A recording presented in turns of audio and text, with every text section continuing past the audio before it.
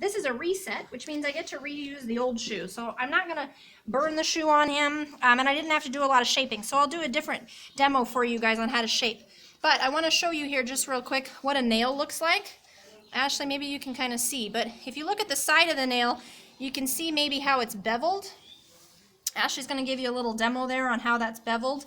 And so the idea is that that's going to help push that out of the hoof wall. And then show her the front and the back of the nail too. Ashley, there's a marker on that nail, and flip it over and you can see that there's not a marker there. So when we drive a nail, because of that bevel, we want to make sure that the marker is always pointing to the inside of the foot.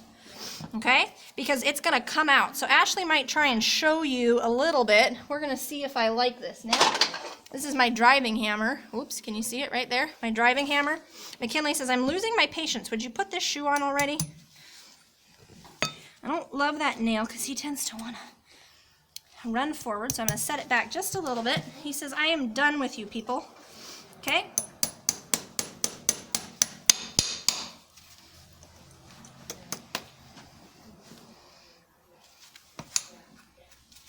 Oh, there we go.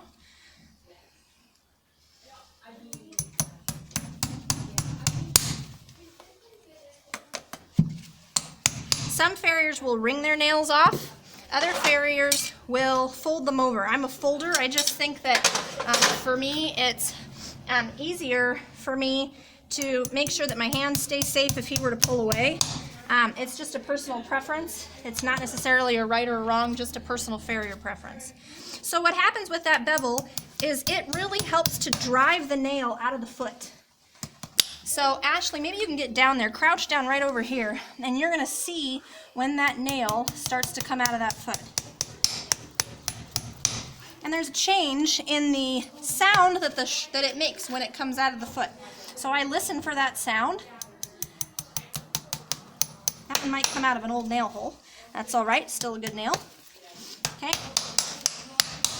Some guys use a clench block to set their nails. I just kind of give him an opportunity to just kind of set his foot down and then stand on him a bit. And then we're going to go ahead and finish up our nails because we can't leave it that way. So let's come around here to the front.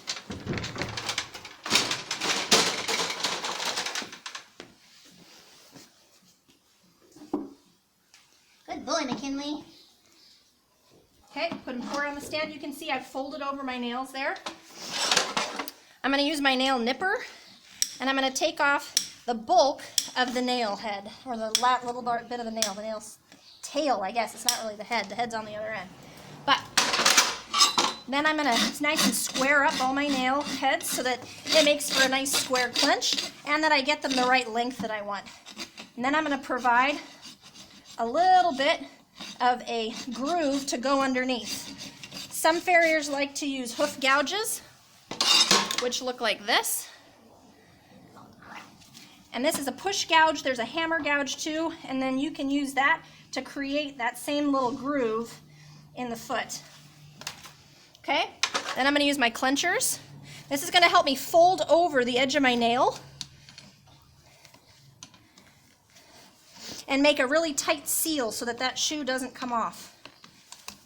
I'm going to take my rasp. Again, I'm using the blue handled one because I don't want my white one to touch anything but hoof so that it stays nice and sharp. And then I'm going to clean up the perimeter of this foot a little bit. Clean up around the toe. Him I like to set back just a little bit so I don't leave a lot of shoe hanging out the front because he tends to want to run, his whole foot wants to kind of run forward.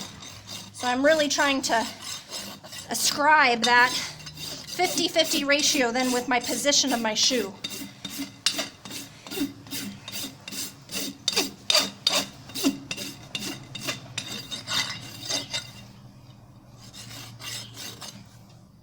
Okay, and I'm just going to make a nice little finish line right here all the way around. And there we go. We have a finished hoof. Okay, and we're going to rinse and repeat on the other foot.